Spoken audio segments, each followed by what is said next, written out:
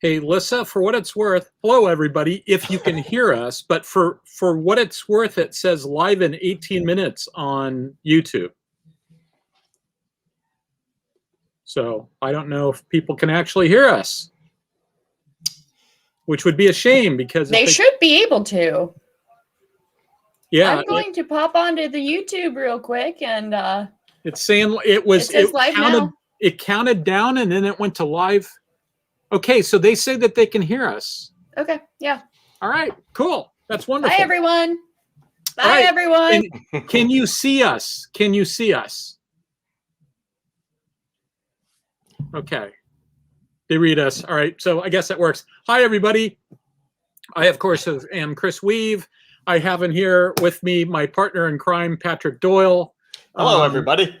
Who I think that what's going on here is I'm being punished for being very smug just mere moments ago because Pat was having camera issues, which he literally resolved 43 seconds before we were supposed to go on. Yeah, see, I'm, 007 at least has the decency to wait till 2 or 3 seconds ahead of time before he disarms the bomb. So. Yeah. So, but for what it's worth, it still says on Facebook that it just switched to live in 18 minutes, and it still says live in 18 minutes. So I don't know what's going on there, but hey, you know what? That's perfectly fine. But if at some point, if the video comes on and the audio comes on, it'll make a little noise, and I'll have to deal with it real quick. But yeah, I'll try to make it more dramatic next time. Yeah. So this is just sort of goofy. It's not really dramatic. It's just sort of goofy. So, in fact, it's so undramatic that I'm sure that if we were speaking for our employers, they'd actually be pissed off about that because it would be such a bad show. But luckily, we're not speaking for our employers yet again this week. We are continuing the streak, which I believe we're at what? Never speaking for our employers. Yeah, we're at like what, 14 months of not speaking for our employers. Let's keep this streak alive. All right. How was your week, Pat? Standard week. Nothing significant. Any problems I have would be firmly classified as first world problems. So I'm not going to bitch. Yep, I understand. I got to see one of my old coworkers. He was in town. He decided to come to the Air Force Museum with his son because his father-in-law, they were opening up the B-36 so that you could actually go inside the B-36 that they have on display. Yeah, I heard they opened up a fourth hangar or a fourth building. Oh, the fourth hangar was years ago, a couple of years ago.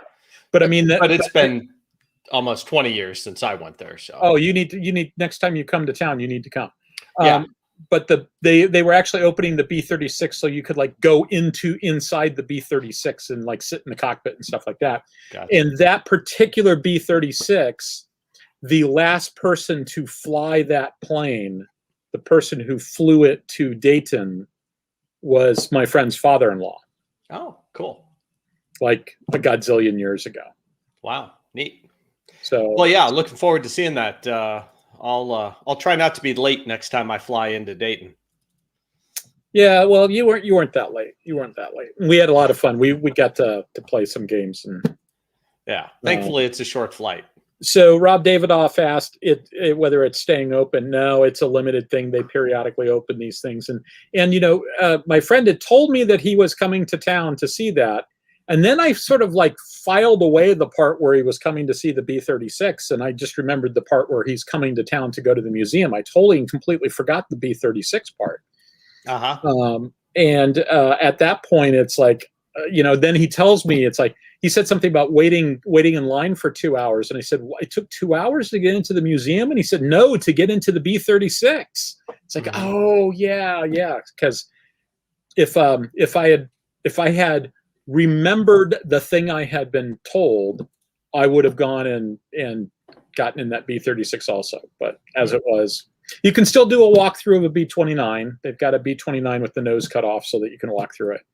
And they've got, you can sit in an F-16 cockpit. You can sit in an F-4 cockpit. You can walk through a bunch of transports, including a bunch of presidential transports, like the Air Force One 707 and stuff like that. And hopefully the 747 will come here after after they get the new one. I hope that's what happens. B-36. Wow, what years was the B-36? Late 40s. It's a B-29 with 6 engines pushing. No, it's way bigger. Is it? Okay. 6 engines pushing, and then they added 4 jets to it, so 6 turning and 4 burning. So they just added some jets to it to increase the speed. And at the time when they were getting ready to replace it, one of the proposals was to basically do a swept wing jet version, all up jet version of the B-36. And the other plane that they proposed was something called a B-52. And they ended up going with the B-52. How long could that possibly last? Yeah. So they ended up going with the B-52, even though I think they said the B-36 would have had a higher bomb load, which is pretty impressive considering the bomb load of a B-52. Although a B-1 has like half again the bomb load of a B-52. It's really? Yeah. Although I think in practice they usually put a fuel. It's got 3 bomb bays, and in practice they usually put a fuel tank in one of them. So, okay. But it's B-52s are cool. B-1s are cool. Yeah. I've never seen a B-1 up close. Seen plenty of B-52s up close, but I haven't seen a B-1 up close. B-1. So yeah, I think I have. Yeah, I think I've seen a B-1 at an air show somewhere along the way. Yeah, I might have seen one at an air show.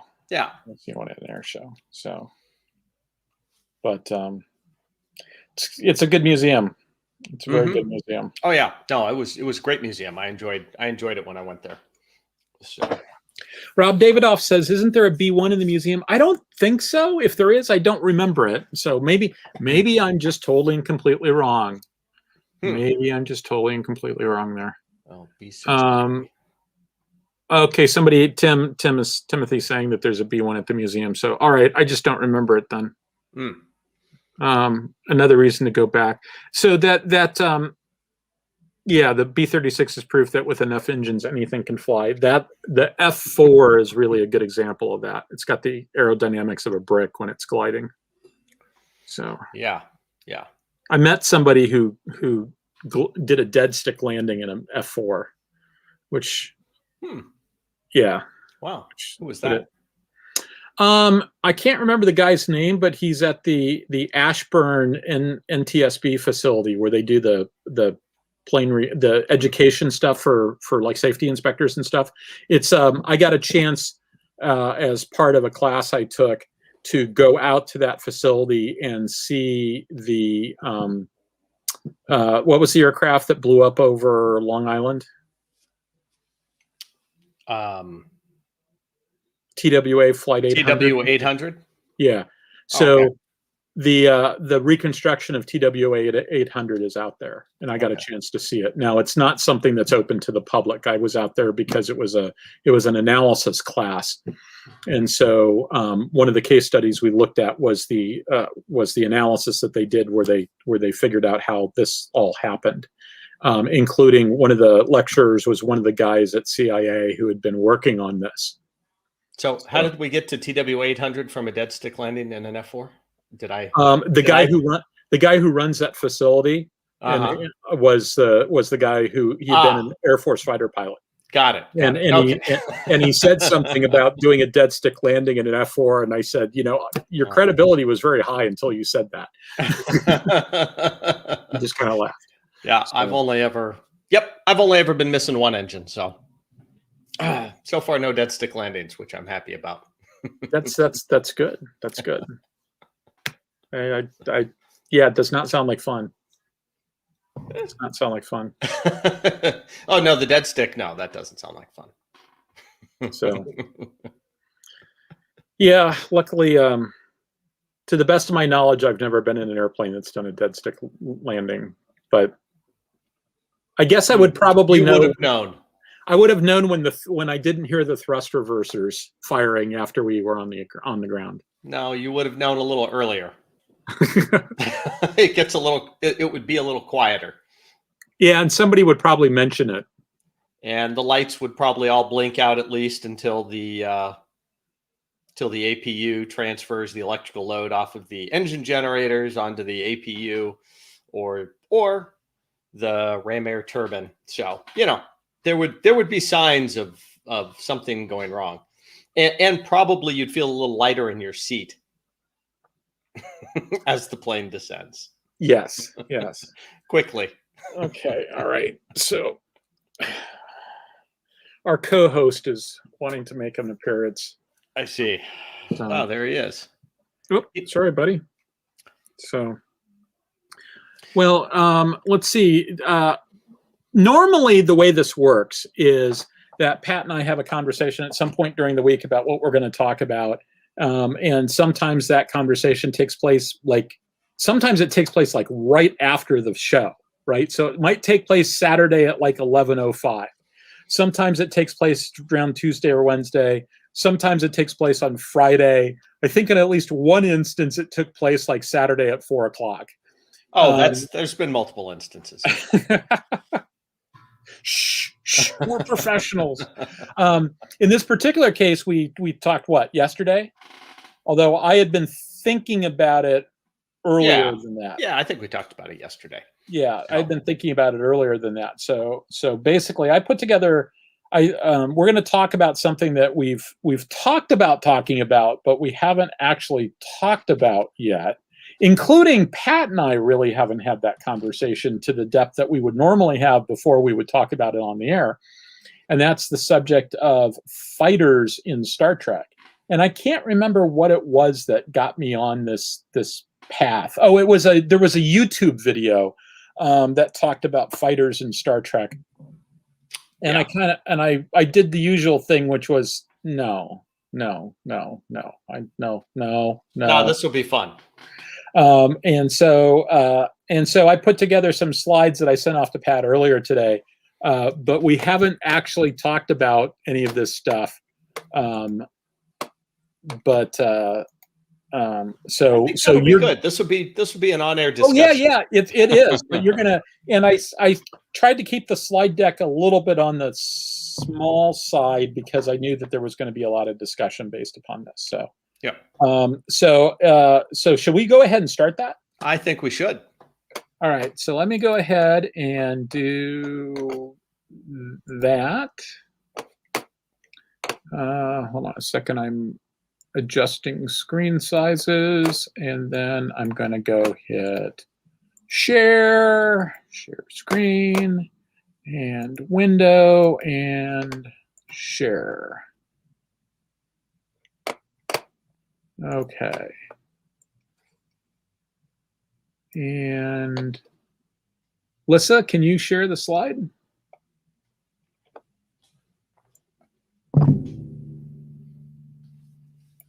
Because I don't have the magic powers.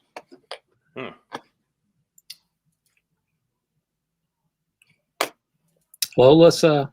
Well, let me see if I can share. Do you have the magic powers? I don't have the magic powers. Oh well. In any event, while we're waiting for Lissa, I seem to recall the last time we had something like this happen, she was in the process of rebooting her computer. Could be. So while we're waiting for that, I can start off by a couple of announcements I put in the slide deck. One was that it's just a couple of places where I'm starting to do science fiction conventions again. I may change my mind on that depending upon what ends up happening with Delta, but in the short term, I'm going to go do some science fiction conventions again. So I am going to Marcon, which is the 3rd through the 5th of September. So that's 2 weeks from tonight. I'll be at Marcon, and either if I've got good connectivity, yay, slides. If I've got good connectivity in the hotel room, I'll be there. If not, I'll just be watching, and Pat will be doing it solo. Then the 1st through the 3rd of October, I'll be at Capclave in Rockville, Maryland. And then the 29th through the 31st of October, I'll be at Astronomicon in Rochester, New York. And the really funny thing about this is I have my schedule for Astronomicon. I don't have my schedule for the other two. So the Astronomicon people really have their act together, and they're being very forward-leaning. I still haven't heard anything from the Marcon people about the actual schedule. So, and last time I checked, it wasn't up yet. So we'll see. They're all volunteer-run organizations, so sometimes it's just-in-time scheduled delivery. So this is what we're going to talk about, and I put this in parentheses because it's gonna end up. Oh, somebody asked what kind of cons are these? These are science fiction conventions. Capclave is a literary convention primarily. Marcon is a little tough to characterize because it sort of profiles as sort of a literary and media con. They don't have as many authors, I think, as they would like. They've got lots of people talking about science stuff, and they've got lots of superfan people. And then, but not as many authors. Astronomicon is not 40K themed. It's actually spelled a little bit different than the Astronomicon. And I've never been to this con, but my good friend Walter Hunt is going, and so he said, "Why don't you come up too?" So I'm going to drive to Rochester. That one I'm just doing Saturday and Sunday because I basically have a command performance in Dayton. Something that will probably keep me pretty much occupied until about 4 p.m., at which point I'm going to get in my car and drive to Rochester. So I won't get there until about 10 p.m., so I'm not doing any events on Friday. In any event, back to fighters in Star Trek. I've got fighters in quotes because there's a lot of things that you can talk about and that potentially could fit in the quote-unquote fighter role. And that's one of the things that makes it a little bit of an interesting discussion, is to figure out exactly what you mean when you say fighters when in the context of Star Trek. So a few caveats and definitions. Some of this might end up sounding very familiar to everybody who saw episode 39 in March when I did the aircraft carriers in space, for obvious reasons. Now, when I wrote in that caveat, I actually kind of expected it to be more similar than I think it's going to turn out being, but there is still going to be some similarities there. And I also just realized that I moved the definitions to another slide, so it's just mostly caveats. I haven't really had time to research this in full, so you're kind of getting my preliminary hypotheses, not fully supported theories. And I will also plead guilty to cherry picking in this. You know, I've got a position in this. I've had a position in this for years. And, you know, I went out sort of kind of looking for things that I don't want to make it sound like I was trying to put my thumb on the scales, because it's more along the lines I went back to the things that convinced me of a particular belief to begin with, not so much that I went looking for the things that supported the belief that sort of came about without anything. So that'll become more clear when we start talking about the various attributes of starships. And I'm going to paint with kind of a broad brush here. And finally, my all-time caveat of nothing I say should prevent you from enjoying any work of science fiction. So if you think I'm wrong, that's fine. Go ahead and, you know, still enjoy it. You know, don't change your opinion just based on me. Any thoughts so far, Pat? No. I think it's. I think those are good. Just intro caveats. Okay. So I thought about two different methodologies that I could go about to do this. One was that I could try to figure out what episodes of the various Star Trek series have fighters or fighter-like craft or small craft or whatever in them, and sort of sit down and watch them all and try to determine the relative capabilities, etc. And I very quickly decided that that was not the way I wanted to do it. It just wasn't. For some of the reasons that I've talked about previously. It's like Star Trek isn't one canon. Star Trek is a bunch of different canons, and they're not even internally consistent within specific series, let alone between series. There's lots of places where you can go to sort of find stuff that will will make it more consistent, but sometimes that's beta canon or fan produced or whatever. The answers kind of change over time, I think. You certainly get a different answer if you look at the original series versus next gen and beyond. It gets ignored a lot. The writers don't really think in these terms. So when you sort of add it all up, it's like, I really don't want to do it that way. In the end, I'm going to pull from the series. The series will increase my understanding. But as I've said before, my own personal headcanon is really an emphasis on the original series and TNG and increasingly Enterprise and Deep Space Nine, but not so much on Voyager and certainly not on Discovery or Picard. And then I sort of filter that through Sternbach and Okuda on the one hand, and Pat and Andy Presby on the other.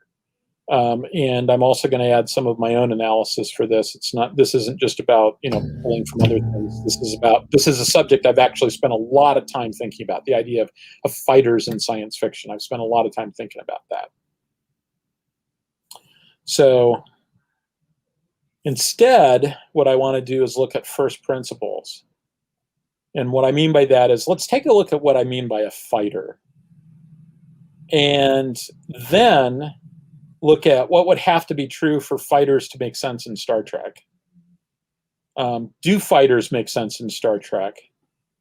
So sort of put it in terms of what I talked about at the very beginning, or what I'm going to talk about at the beginning there about what's a fighter, and look at the relative capabilities of various ships, and then hopefully be able to answer in the end when might they make sense in Star Trek, because I don't think it's totally useless.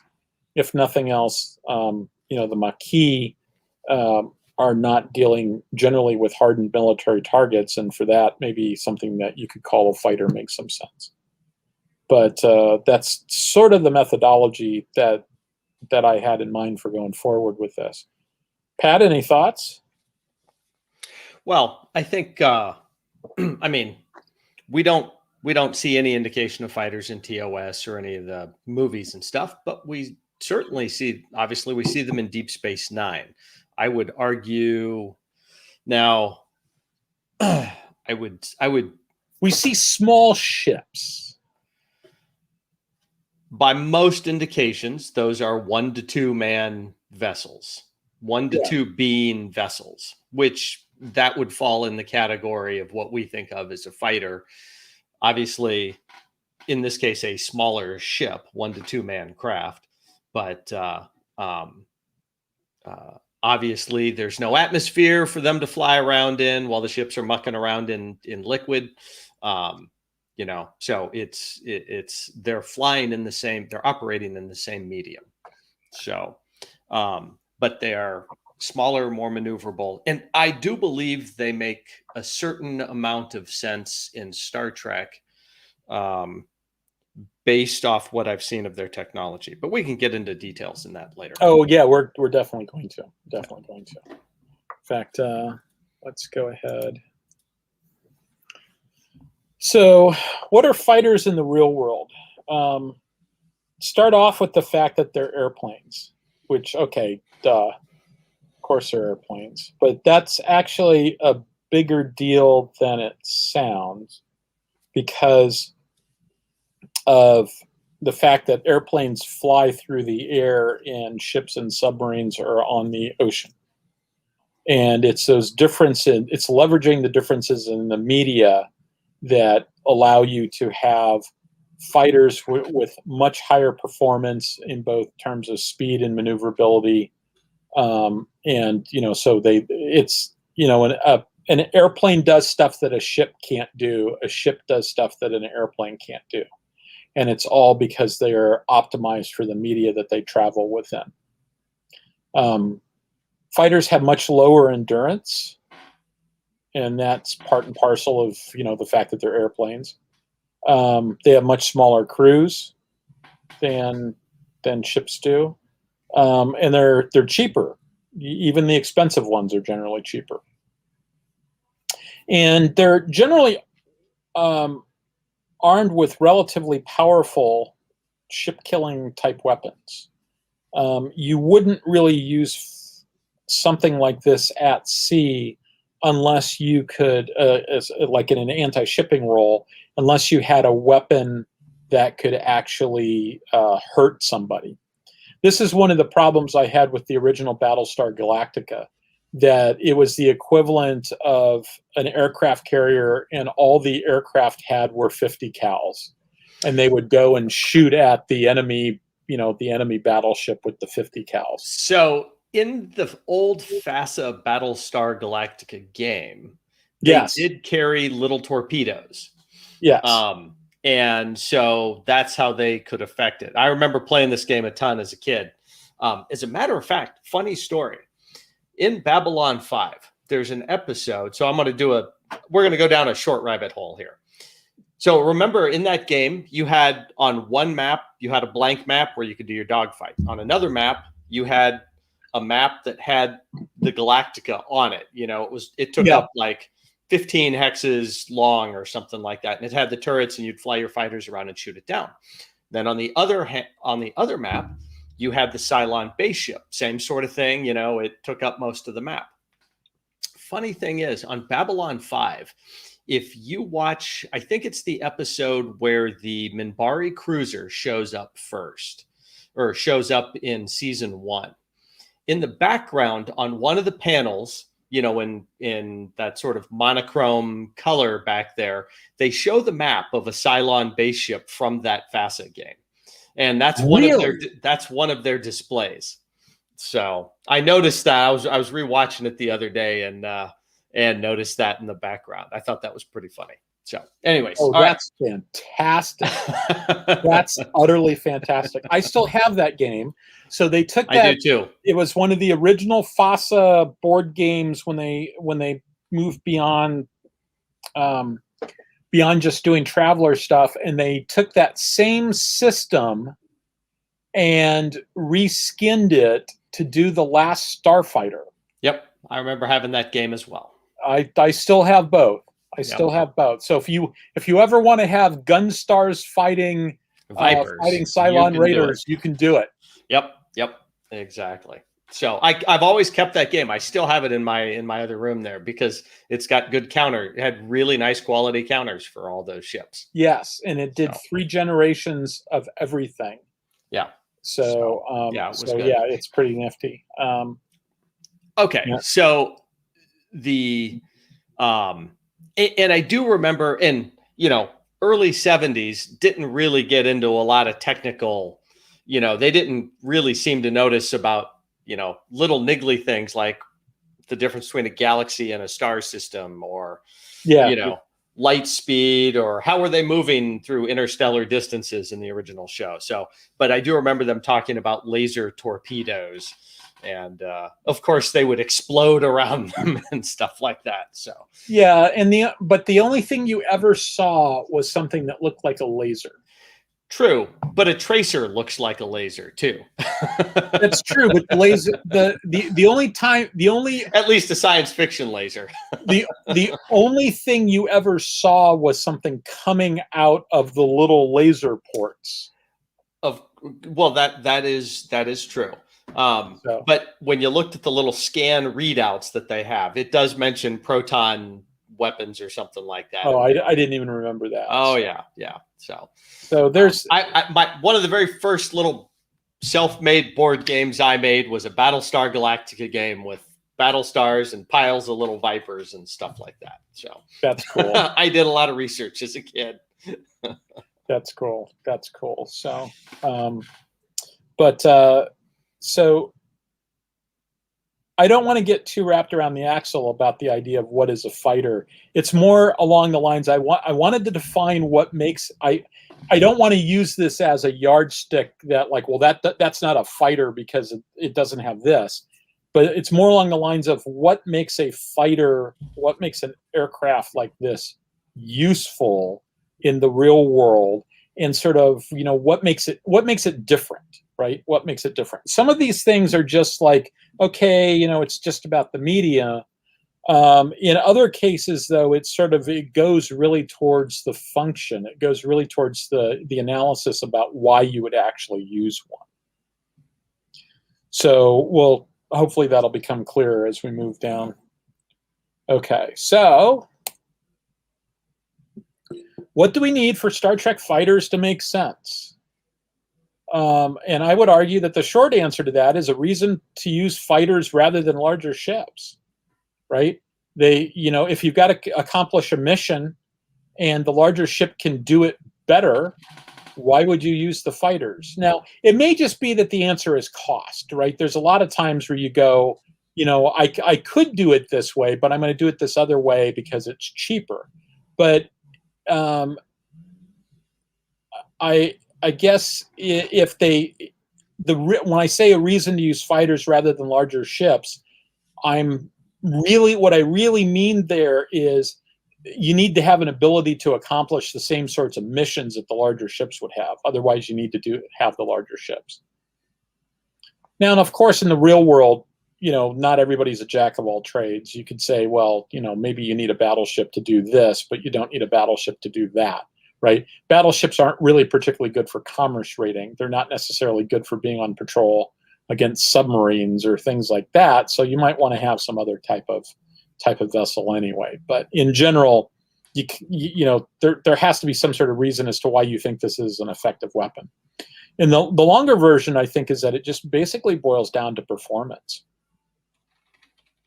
And this is just sort of my back of the envelope thinking about this, distilling about 20 years worth of thinking about this on just sort of scribbling it down the back of the envelope. Everything I've seen, and I reread big chunks of the Star Trek Next Gen tech manual to see if there's anything in there that sort of disagreed with what I was thinking about this. As a general rule, bigger ships have more power available. They generate more power. They have more power available to use for various things to power various systems. And that's going to be a sort of a recurring theme, is that there's lots of different systems that they want to be powering at the same time. As far as propulsion goes, everything we've ever seen in this universe seems to indicate that as far as warp speed goes, the faster ships are always generally bigger ships. Now, yes, things change over time. Yes, different ships have different technologies. Yes, you've made design decisions to optimize one thing versus another, so maybe you're optimizing for speed, et cetera, et cetera. But I can't recall any data points where you have like a small Federation ship is outrunning a big Federation ship, where they're both ships that are really sort of intended to be fast, right? The fastest ship of the Next Gen era for the Federation is the Galaxy. They're very explicit about that. The Galaxy was designed to be fast. Actually, I believe Voyager ended up being faster than Galaxy eventually. But it was a more advanced, but it's a 10, 15 years later. Yeah. So. Yeah. Also not a fighter. Also not a fighter, true, but half the size of the Galaxy. Half the size, but it's still something that you'd look at that and you'd say, if I had to think about that in 20th century terms, that's a ship. Oh, yeah. Right? I'm not claiming it's a fighter. I'm just saying. No. I understood. Understood. Okay. Yeah. It's sort of, you still look at that and you go, it's a ship. So, and the reason why I think warp speed is important is because otherwise you just run away from stuff if you have to, right? It's like, oh, I don't. Now, this admittedly is a real problem in Star Trek. I think it's a problem across the board, with the exception of the Borg chasing down ships, which happens occasionally. Every now and then you'll have a slower ship trying to get away from a faster ship. Like you saw Jake and Nog the one time. Nog specifically says, "All right, we're going to come out of warp because at least, they outperform us in warp, and they're faster than us in under impulse power, but at least we're more maneuverable under impulse power. Right. So we got no advantages if we stay in warp, and we've got one tiny advantage if we come out of warp. So let's go ahead and do that. Yeah. So there's lots of instances in Star Trek where it has always seemed to me that the right answer is, even if you're going to turn around and come back and re-engage in the fight, let's get out of here for now so that we can sort of set things up so that it works for us. Well, so when we the time we really see fighters being used are when the Federation was, okay, so it's Sacrifice of Angels, right? That's kind of the big one. And we see lots of fighter wings going in there. And the fighters are at a battle that the Dominion needs to fight. They can't really run away from that, right? So there is no getting away from it. So we don't see them. We never see them chasing down other ships or anything like that. Packs of fighters going around raiding. You're always going to run into situations where a particular thing makes more sense than another thing.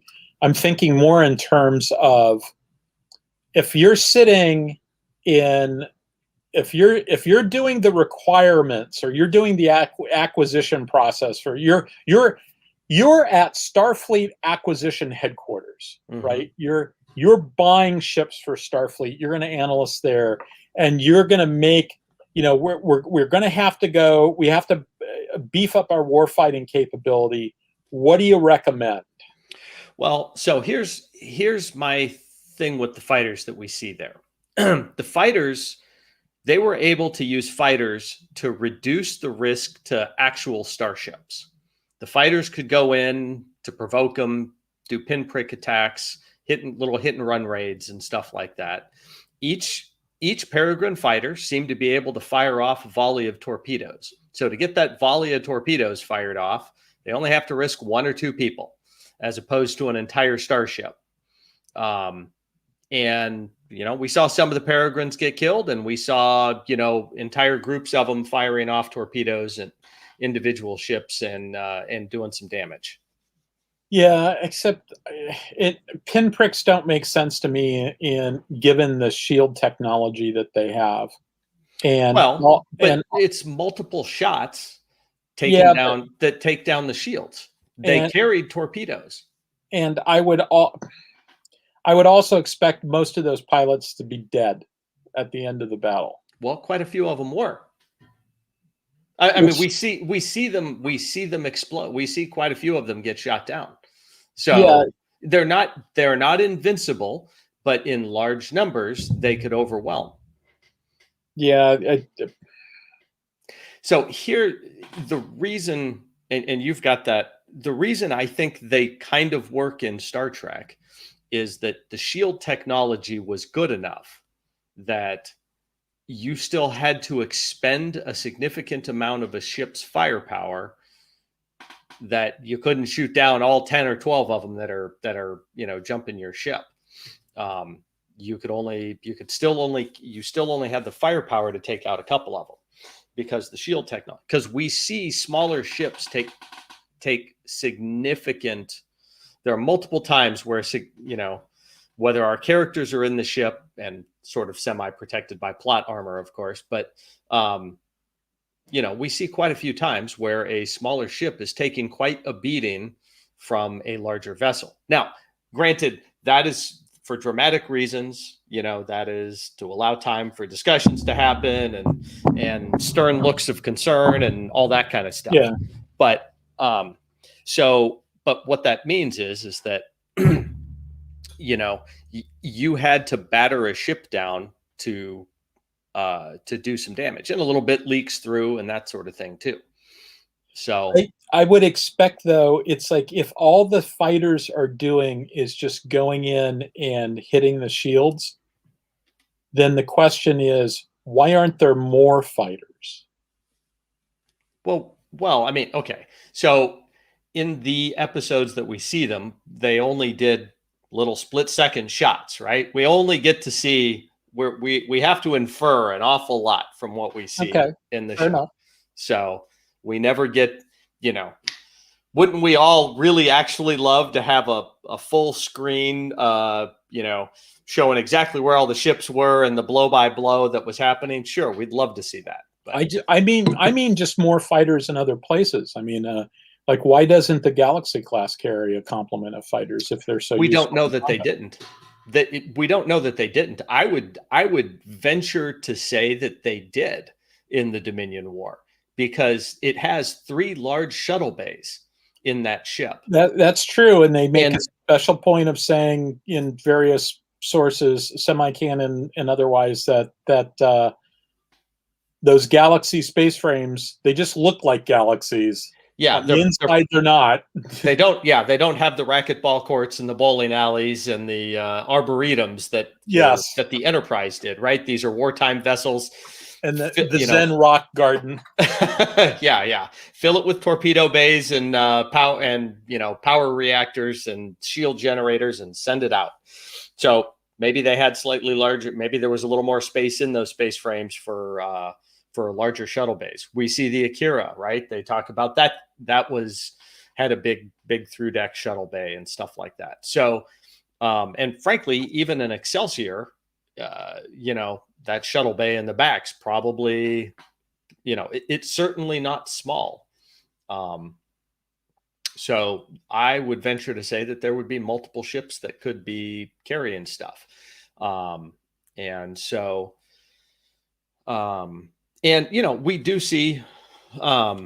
we do see multiple times where or you just have, some souped up Federation shuttle, right? We saw the Delta Flyer. Even some of those armed shuttles we saw in what was that? Nemesis. We even see the Romulan ship that had a whole fighter bay in there. Now, why weren't they using them? I don't know. I mean, this fundamentally runs into the problem that I have with Star Trek and sort of how they do stuff. There's this fundamental mix between, like, yeah, they did it on the show, and it doesn't make and it doesn't make any sense. I mean, they do stuff on this show that doesn't make any sense to me. Mm-hmm. And fighters very much sort of fit in that category. So I accept them in DS9 pretty easily, not a problem. Where I have a hard time with was Discovery. What was it, season 2 or something like that? That was ridiculous. They talked about having 200 fighters out there. Well, if you look at the crew complement of the USS Enterprise from that period, the crew complement was 203. So where'd they get all those people? So that whole thing was just utterly ridiculous. I won't even pretend to try to defend any of that. But in DS9, no, I think we have no idea how fast they were. So maybe they were shuttled around and moved on larger starships, or maybe they had a good enough warp drive that, they can keep up with the fleet. Don't know. No idea. I would tend to believe that they were probably based on larger, faster starships. Just an opinion, though. So, but from what little we saw from Sacrifice of Angels and stuff like that, I thought they did it reasonably well. So, because we also see, we do see the a lot of the smaller craft, like I said, they take quite a few hits. They're not invincible by any stretch. And sort of the categories, you have like the Jem'Hadar attack ships, which sometimes they refer to as fighters, but those had crews of like 30 or 40 people, just like the Burrell, the Klingon bird of prey and stuff like that. Mm-hmm. Those were small starships, certainly maneuverable, and they could be dogfighting amongst themselves and stuff like that too. But, the Peregrine, the runabouts, and some of the larger shuttles, they seem to be able to take a few hits before they died. Yeah, I guess.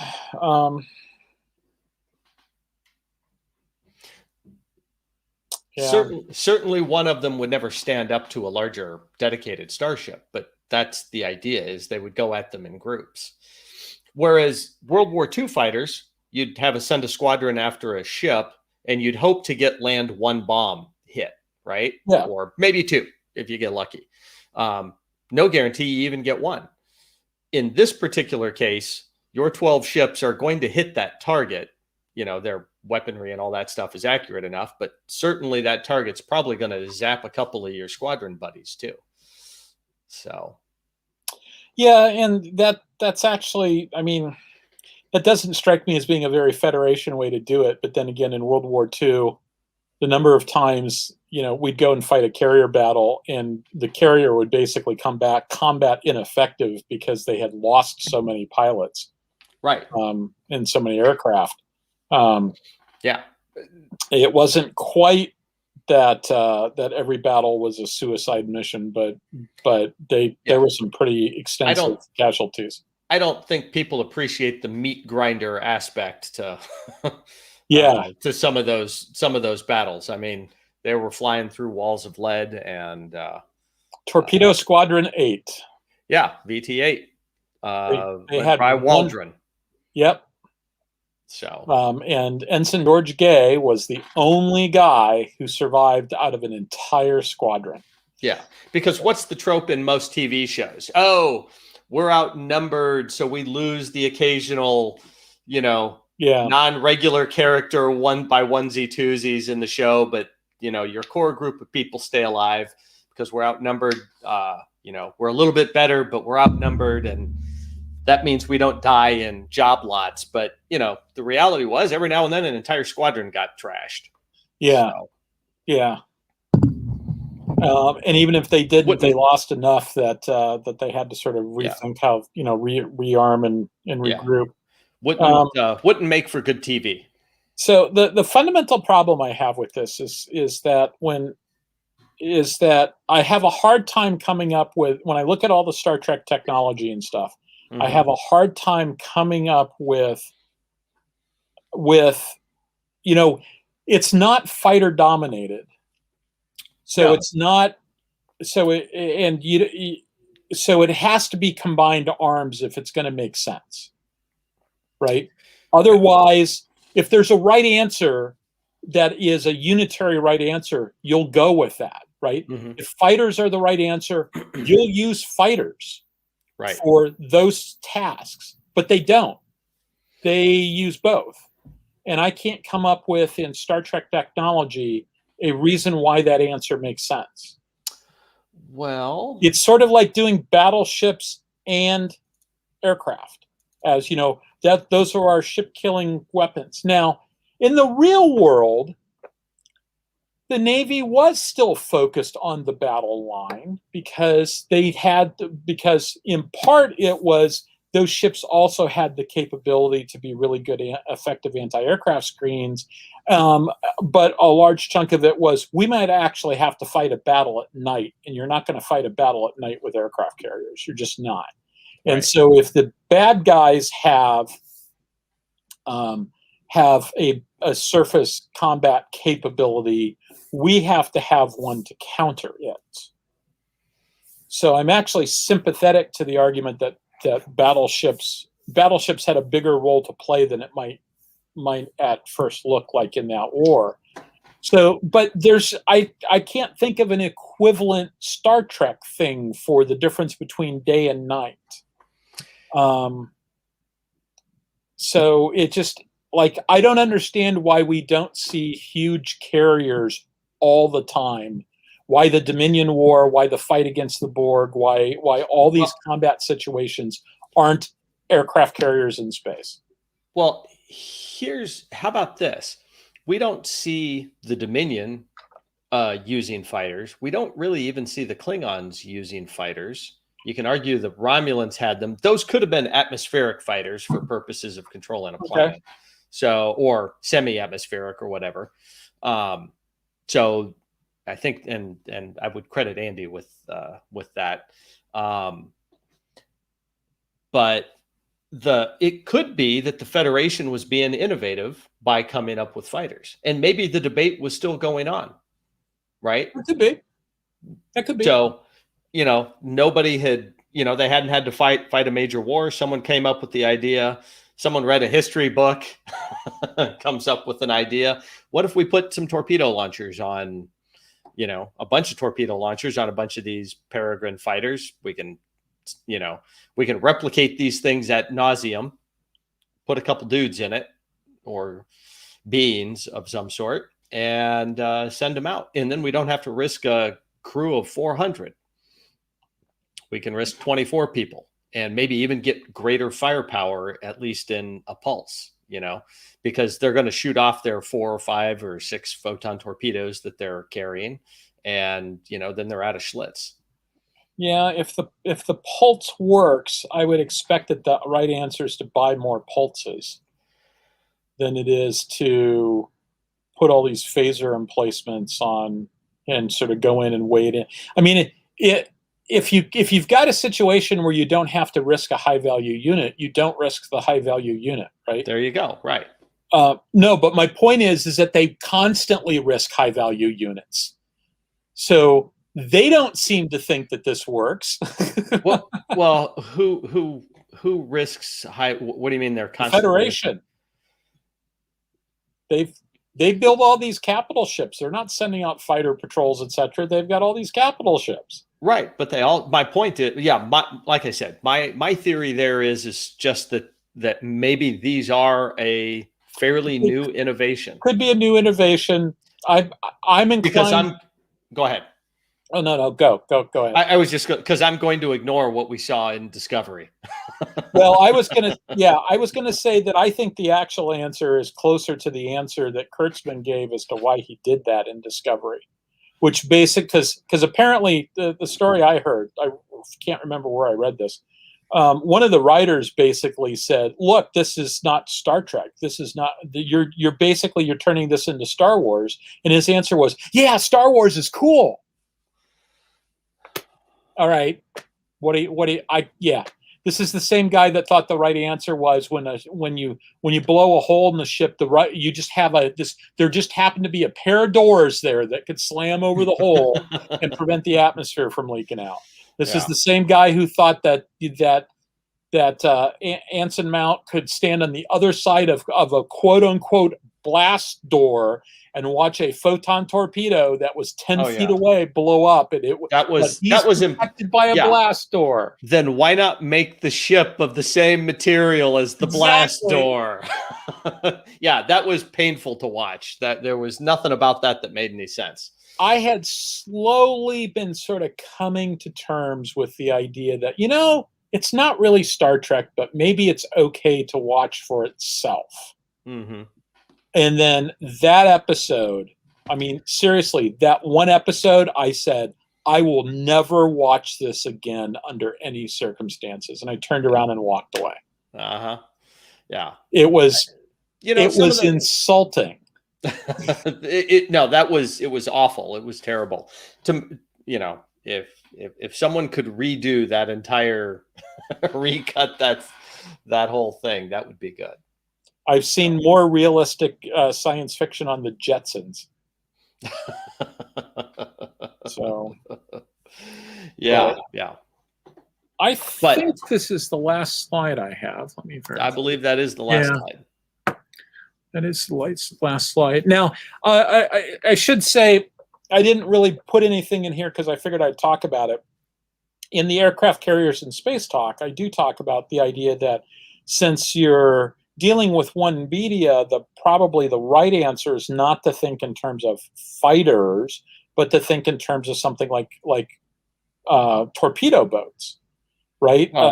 Right. Which is that's how I would equate these. Yeah, and they're closer to that too. But you still kind of, in order to make something like that work, you really kind of need to have a ship-killing weapon, and that's what they do.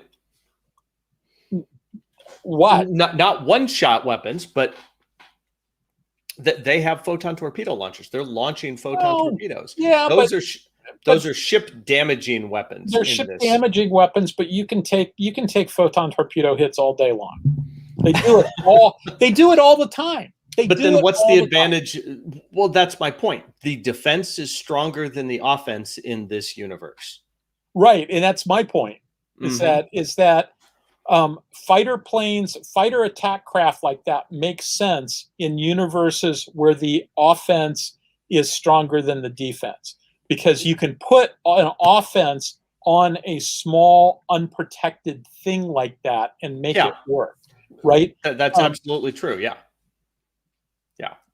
You know, what made airplanes in the interwar period potentially, you know, so important was the idea that, you know, if I could drop a bomb is kind of like a shell. And if I could hit that bomb in the right place, I might be able to take something out.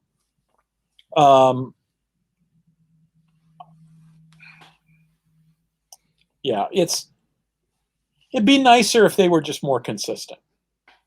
Well, you're talking about Hollywood, though. At best, I think of Star Trek as the Hollywood version of future historical events. Yes. Yeah, like, I mean, Pat's heard me say this. I think I've said this on the show before. I've always sort of viewed it as Star Trek is a Hollywood show produced in the it's a Hollywood show produced in the 23rd century about contemporary events. And so that's kind of the way that I think about it. So, like, you know, why did the Klingons look different? Because they just didn't have the money to do them right the first time. Mm-hmm. Why are there all these problems? Because because it's still Hollywood and they still get the details wrong. Yeah. So, but that's just kind of how I think about it. Let me see if there's any anything in the comments that jumps out at me.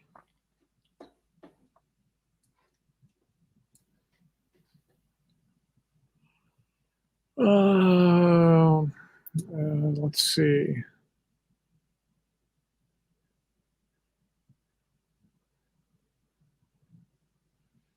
Somebody said last time I reread Plato's Symposium, it struck me that Socrates was a lot like Sheldon Cooper on Big Bang Theory. Not quite sure. I suspect if I went back, there'd be some more context there. But I like that. Oh, there was an earlier discussion, I see. Let's see if there's... Didn't we do an episode on the Akira? We did. We did do an And episode on the tactical Akira. advantages of Akira, where we talked about the fighters and stuff like that. Yeah, you and Andy and I have had this conversation. I've had probably more with Andy than I've had with you. Like, that's... I was pushing with Andy for that shuttle carrier idea. The complement is more about scouting, and it could be right, because it gives you an escort capability and scouting and some multi-role. You can divide up your firepower. And also specifically, the thing that we noticed about the Borg, is that they have a tendency to ignore small ships. And so now, of course, the response to that is the Borg also adapt. They ignore small ships because small ships are ignorable. If you come up with small ships that aren't ignorable, they'll stop ignoring them. Right. And so from that standpoint, you know what? I'm going to go ahead and just stop this. Yeah. Well, that's just like normal tactics too, right?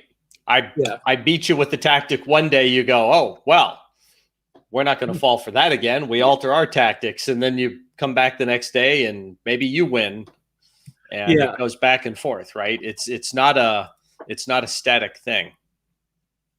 Yeah, and there's it's like you've got different war plans, you've got different tactics to deal with different types of situations. So I suspect that there's a tactical manual for use against the Klingons, and there's a tactical manual for use against the Romulans, and there's a tactical manual for use against the Borg, and you've got a common set of doctrine. so basically, you know, the Federation combat has its own operating system, which is really kind of what the doctrine is. But the specific things you do under that doctrine probably vary, right? Mm-hmm. Along the lines of, oh, those guys we've got better short range fire than they do, and they've got better long range, so we want to be close. Mm-hmm. Whereas with these other guys, they've got way better short range fire, and we've got better long range, so we want to stay far back. Yeah. So it's all about doing things like controlling the range, etc. Which that's the other thing about fighters, is that fighters in this universe really sort of, you have to get up close and personal about it, which means you're sort of committed to a particular style of warfare. Mm-hmm. Then again, one of the things that I really, really, really preferred for the original series, and this is about the only thing that I prefer in the original series, is the idea that you don't have to have everybody in the same camera frame to have a battle. Mm-hmm. Right. And that's just because the technology of the day didn't really give them the ability to have two ships in focus at the same time. But eventually, you know, they did composite shots and stuff like that in Next Gen, and you didn't have to worry about having two ships in focus. Yeah. And so they made everything happen at knife fighting range. Whereas I've never liked the fact that gunfire ranges seem to be stuff that Lord Nelson would have been comfortable with. Oh yeah, no, that's one of the things I've never really liked about, like, in Next Generation, right? It's the Enterprise is here, other bad guy decloaks, and they just sit here beak to beak and hover over the firing button and threaten to shoot at each other. So yes, anyways, well, it looks like we are at our time. Yeah, we're limit. done, buddy. We are done, buddy. Do not paw my face with your claws. Do not do that. Yeah. All right, everybody, hit the like and subscribe. Please pass it on to everybody that you know that might be interested.